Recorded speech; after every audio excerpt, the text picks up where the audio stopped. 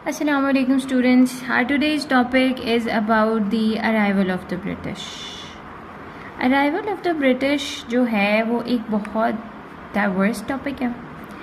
अब इस टॉपिक की डाइवर्सिटी को देखने के लिए सबसे पहले हमें ये जानना होगा कि there is one thing that is called colonisation. तो कॉलोनाइजेशन है क्या? कॉलोनाइजेशन बेसिकली एक ऐसी टर्म है जिसको अगर मैं यहाँ पे समराइज़ करूँ वो ये होगा कि एक आपके पास ग्रेटर पावर है. वो जो ग्रेटर पावर है वो ग्रेटर पावर ऐसे एरियाज़ को जाके पहले तो कंट्रोल करे बाय एनी मीन्स. अब वो उन एरियाज़ को जाके कंट्रोल कर रही है और फिर आहिस्ता आहिस्ता वो अपनी फैमिलीज़ को वहाँ पे ला के आबाद करना शुरू कर दे और उन एरियाज़ में अपनी कॉलोनीज़ बना ले. अब अल्टीमेटली जब उन्होंने अपनी कॉलोनीज़ बनानी है तो जाहिर है वो इतने स्ट्रॉन्ग तो हो चुके हैं कि वो इन कॉलोनीज़ को डिफेंड करने के लिए कुछ रूल्स एंड रेगुलेशंस बनाएंगे. अब वो लोकल्स के ऊपर भी अप्लाई होंगे. So think of this as India.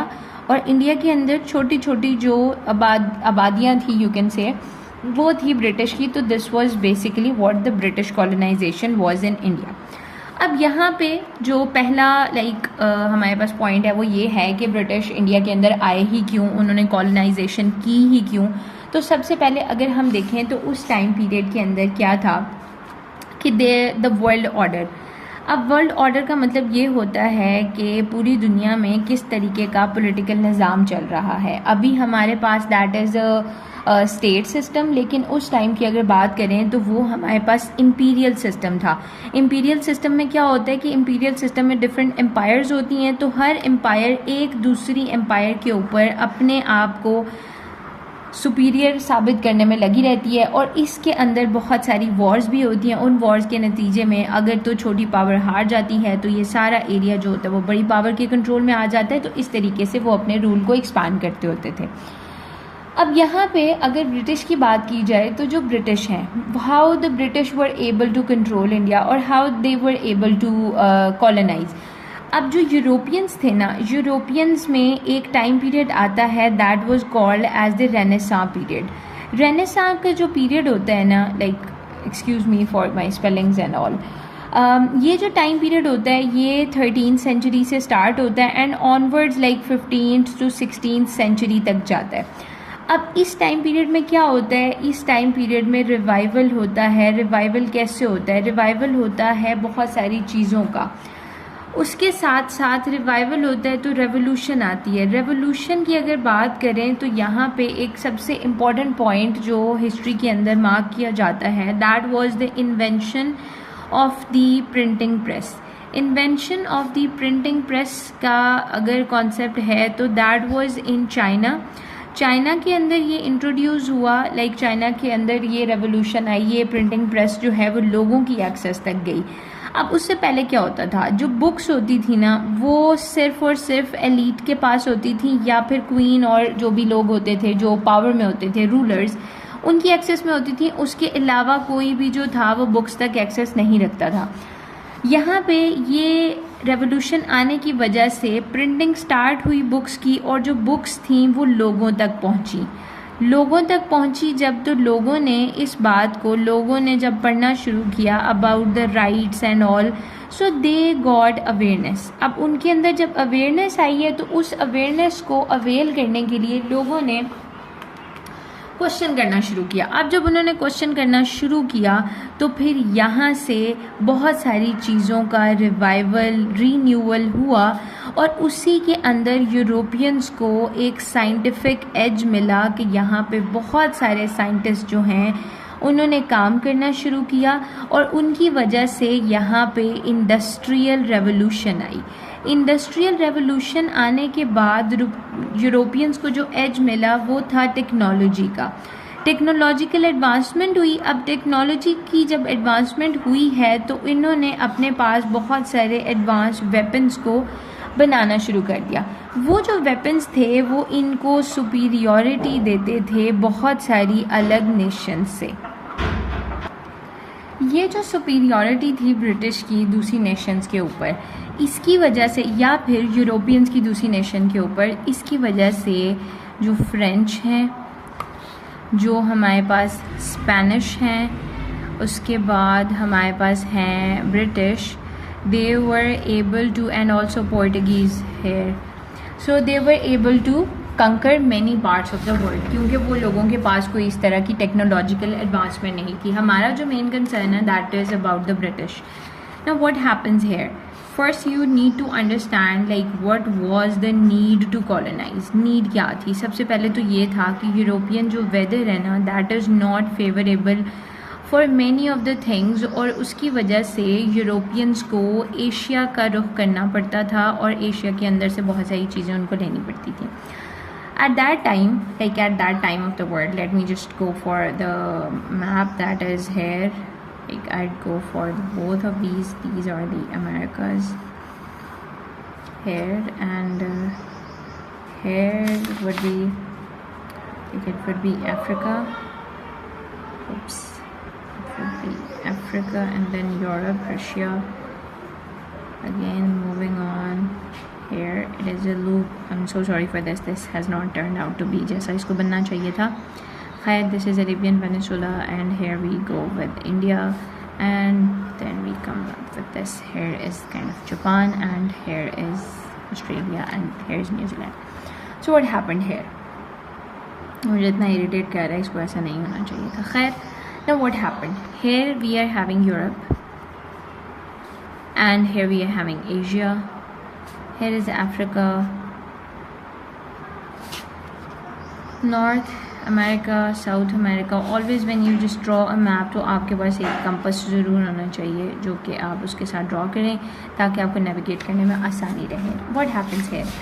यहाँ भी ये होता है कि जब लाइक पहले तो इस तरह था कि Europeans use to come to this place. China भी आते होते थे और इस जगहों पे आते थे ट्रेडिंग पर्पस के लिए. यहाँ पे ये हुआ कि यहाँ पे जो इलाका है टर्की में there was a city that was called as Constantinople, जिसको कुस्तुनतुनिया कहा जाता है उर्दू में. अब इसका फॉल होता है 1453 में. 1453 में फॉल होता है, और वो कौन करता है जी? ऑटोमन्स जो हैं वो इसका फॉल कर लेते हैं. लाइक ऑटोमन्स इसको कंकर कर लेते हैं. यूरोप में जो बैजेंटाइन एम्पायर थी, अब ऑटोमन्स ने क्या किया कि जो लैंड रूट था टुवर्ड्स एशिया उसको कट कर दिया. और अगर आप जाना चाहते हैं तो ऑटोमन्स की बहुत स्ट्रिक्ट किस्म की टर्म्स होती थी, तो इसलिए कहा गया कि आप ऐसे करें कि आप इन टर्म्स को मानें और फिर आपको एशिया का रास्ता दे दिया जाएगा, and then you would be able to go. Now what for the for the Britain was that कि like हम यहाँ पे हैं, it is kind of island. तो ऐसा क्यों ना किया जाए लाइक उस टाइम पे जब ये बहुत बड़ा एक प्रॉब्लम बन गया था. लाइक ऑटोमन्स का ये जो कॉन्स्टेंटिनोपल का कंकर था, it is also marked as कि ये ब्रिटिश कॉलोनाइजेशन जो यहाँ पे हुई है ये अक्रॉस द वर्ल्ड हुई है, अमेरिकाज़ के ऊपर हुई है. यूरोपियन कॉलोनाइजेशन जो है ये बहुत ज़्यादा रोल प्ले किया है इसके फॉल ने. अच्छा, यहाँ पे क्या होता है कि ये लोग डिसाइड करते हैं कि हम अब करते हैं एक्सप्लोर, क्योंकि हमारे पास क्या है, हमारे पास है टेक्नोलॉजी भी है. हमारे पास टेक्नोलॉजी से मुराद उस टाइम पे ये है कि हमारे पास मॉडर्न नेविगेशन टेक्निक्स हैं जिसके थ्रू हम जा सकते हैं, क्योंकि दुनिया पे तो पानी है ना. अब इस पानी के साथ क्या होगा जी? पानी के साथ ये होगा कि अगर हम ये जो ओशंस हैं इससे सेल करते हुए करते करते करते करते करते अगर हम यहाँ से घूमते फिरते चले जाते हैं इंडिया तक, so we will be able to get to this place, and then we can have all the spices, we can have all the things, cotton and all, जो भी हमें वहाँ से एक्सट्रैक्ट करना है we can take it, and then we can come back to our original place, और हमें इनकी टर्म्स एंड कंडीशंस को मानने की ज़रूरत नहीं पड़ेगी. So this was the whole point of the like exploration. First it was exploration, then it was the colonization. Moving on to the next thing. Next thing was that like there was a time first the French companies came. French companies जो हैं वो यहाँ पे आती हैं और they were not like for the colonization के लिए नहीं थी. पोर्टुगीज़ डच कंपनीज़ आती हैं, पोर्टुगीज़ कंपनीज़ आती हैं, and they are solely for the purpose of trade. Now there was a queen in England that was called as the queen Elizabeth one. अब ये जो क्वीन है, इस क्वीन ने क्या किया? क्वीन है एलिजाबेथ, इसने क्या किया है कि like in 1600s like round about 1600s she came into power, and now what happened, she envisioned a very expanded British Empire. उसने जब envision किया एक बहुत बड़ी एक British Empire का, तो उस British Empire को बनाने के लिए इनको और एरियाज़ को एक्सप्लोर करने और एरियाज़ में जाके अपने जो भी इनके लाइक मोटिव्स हैं उनको स्टार्ट करने के लिए कोई ना कोई इनिशिएटिव तो चाहिए था. सो व्हाट दे यूज्ड, इन्होंने यूज़ किया कंपनीज बनाने का मेथड. इन्होंने बनाई कंपनी, ठीक है. उस कंपनी को इन्होंने एक चार्टर दिया. That charter held some of the rules and regulations, और it was a kind of right जो उनको दिया गया था. So this was basically a charter जो कि अलॉट हुआ directly by the queen to a specific company to work in a certain place. That specific company was the East India company. East India company था. अब उसमें ये है कि East India company जो इंडिया के अंदर होगी, that would be the only one company, and to avoid kind of competition और to avoid a kind of conflict को अवॉइड किया जाए, या फिर किसी भी किस्म के कंपटीशन को अवॉइड किया जाए, और सिर्फ एक कंपनी जो है वो इनके मोटिव को आगे लेके चलेगी. What happened here. अब इंडिया के अंदर क्या सिचुएशन है. इंडिया के अंदर ये सिचुएशन है कि इंडिया में हमारे पास है Mughal empire. Mughal empire is there.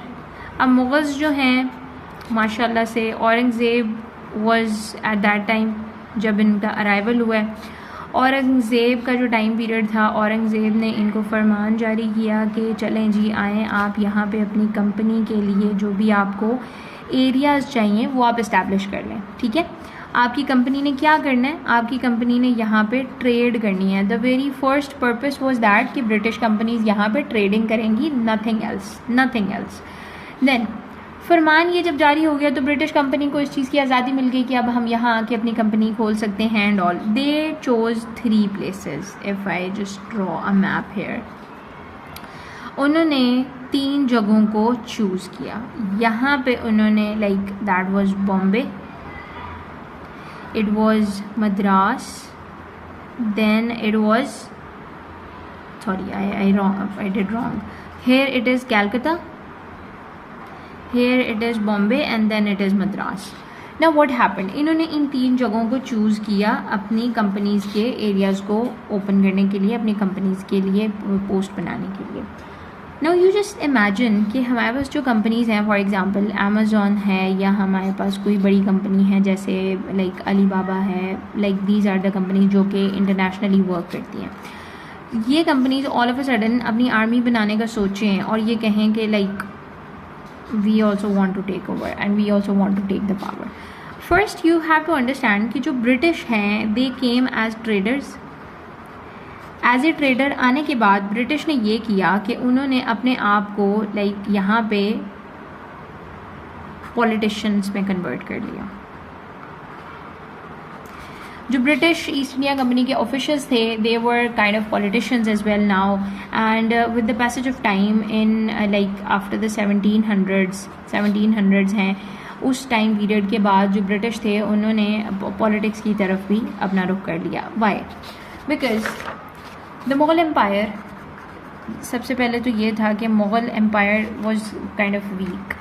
After Aurangzeb क्या हुआ कि 50 इयर्स तक जो भी सक्सेशन के रूल्स थे वो उनके सेट नहीं थे, और सक्सेशन के रूल सेट ना होने की वजह से कभी एक मुग़ल रूलर जो था वो पावर गेन कर लेता था, दूसरा उसके ऊपर अटैक करके अगेन उसको ख़त्म कर देता. और एंड देन अच्छा, इसमें मुग़ल एम्पायर को इंटरनल प्लस एक्सटर्नल थ्रेट्स भी थे.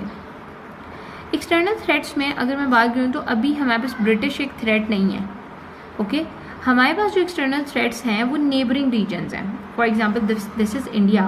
सो यहाँ पे जो अफ़गान रीजन है और यहाँ पे जो पर्शियन रीजन है that is a threat for us, which are also called as the invading forces. Time to time वो यहाँ पे आते थे, यहाँ से माल को लूटते थे और भाग जाते थे वापस, कुछ सालों बाद फिर आ जाते थे. अब ये जो बैटल्स ऑफ पानीपत हैं ये इसी चीज़ के साथ रेफर कर रही हैं हमारे पास ना। अच्छा, इंटरनल थ्रेट्स की अगर बात करें तो सबसे पहला इंटरनल थ्रेट तो मुग़ल खुद ही थे एक दूसरे को, जब वो मतलब एक like they were not having specific rules of succession. So कोई भी जो एक टाइम पे स्ट्रॉन्ग प्रिंस होता था वो अपने आप को रूलर डिक्लेयर कर देता था, over the passage of time again कोई दूसरा आ जाता, तो इस तरह होता था। इंटरनल एक तो ये थ्रेट हो गया। उसके बाद जो लोकल इंडियंस थे, लाइक लोकल्स थे, that were the Marathas. Maratha empire भी मुगल्स के लिए एक बहुत बड़ा थ्रेट थी, जो 25 ईयर्स तक जो है ना मुगल्स के साथ लड़ते रहे, और उसमें बहुत सारा कॉस्ट भी आया मुगल्स को भी एंड अल्टीमेटली उनको भी आया, but these were the threats eight that time. अब ये सारी चीज़ें मुगल एम्पायर को बहुत ज़्यादा वीक कर रही थी, और इसके साथ साथ जो ब्रिटिश थे वो आहिस्ता आहिस्ता अपनी बेसिस को बहुत ज़्यादा स्ट्रॉन्ग करते गए। अपनी बेसिस को जैसे जैसे उन्होंने स्ट्रॉन्ग करना शुरू किया तो उनकी बेसिस के स्ट्रॉन्ग होने के साथ साथ उन्होंने हर एक चीज़ को एनालाइज करना शुरू किया। अब ब्रिटिश ने क्या क्या एनालाइज किया? उन्होंने ये एनालाइज किया कि मुगल्स जो हैं वो बहुत ज़्यादा वीक होते जा रहे हैं। एक तो मुगल्स वीक हैं, उसके बाद जो इंडियंस हैं, Indians are not united. Indians जो हैं वो आपस में एक दूसरे के साथ यूनाइटेड ही नहीं है। फॉर एग्जांपल, अगर मुग़ल वीक हैं और अभी ये एम्परर्स हैं, अगर हम इनके ऊपर अटैक करते हैं तो इनको कोई लोकल इंडियन बचाने के लिए नहीं आएगा। क्यों? क्योंकि इनके अंदर यूनिटी नहीं है, और वो यूनिटी जो है वो रिलीजियस प्रॉब्लम्स की वजह से भी नहीं है। ये एक दूसरे के साथ ही एनवी रखते हैं। अब ये जब एक दूसरे के साथ ही ठीक नहीं है तो फिर हमें तो इस चीज़ का फ़ायदा उठाना चाहिए। What they did now, what happened here is that के ब्रिटिश ने आहिस्ता आहिस्ता हर चीज़ को करना शुरू कर दिया। सबसे पहली जो ब्रिटिश की जीत थी that was the battle of Plassey.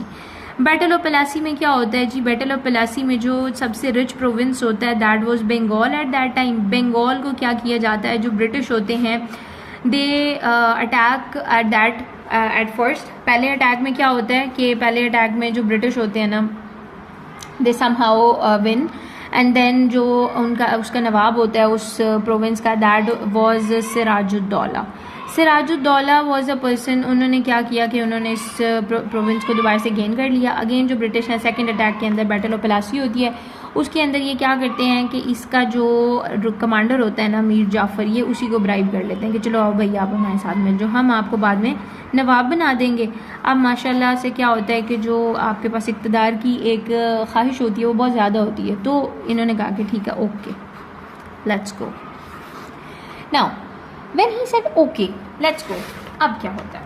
अब ये होता है कि बैटल ऑफ प्लासी जो है लाइक उसमें ब्रिटिश जीत जाते हैं, और ब्रिटिश जो हैं British now ruled the richest province that was Bengal. अब बंगाल को वो पूरे तरीके से करते हैं एक्सप्लॉइट, वहाँ से हर एक रिसोर्स को निकालते हैं।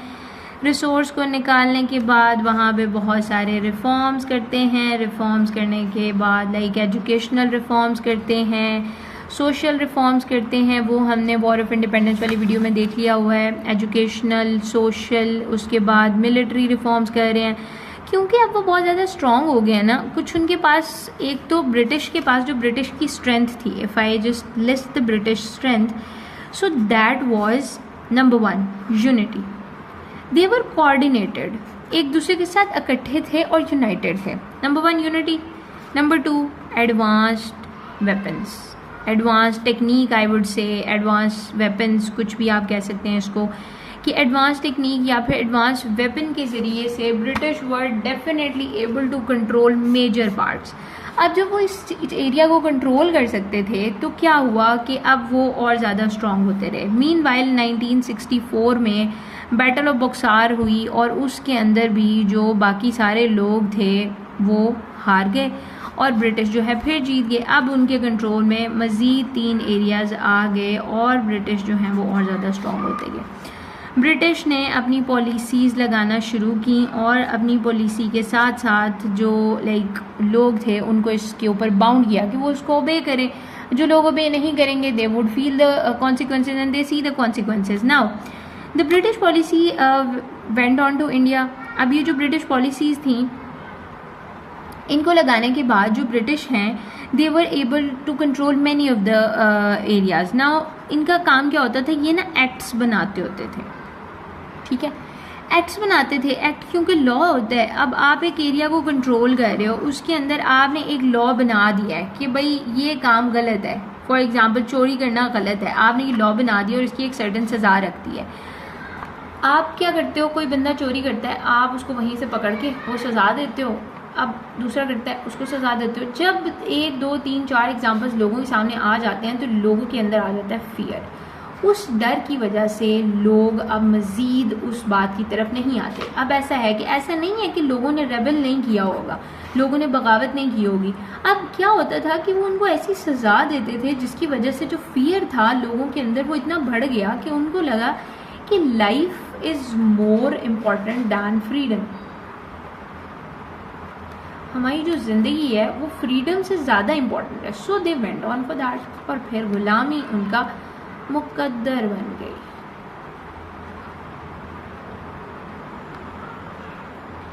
– 1857 में हुई war of independence. War of independence के साथ 1858 में जो हमारे पास क्वीन है एलिजाबेथ, क्वीन विक्टोरिया, यस, उनका रूल यहाँ पे कायम हो गया। So we'll proceed history from this in the next video. Thank you for watching.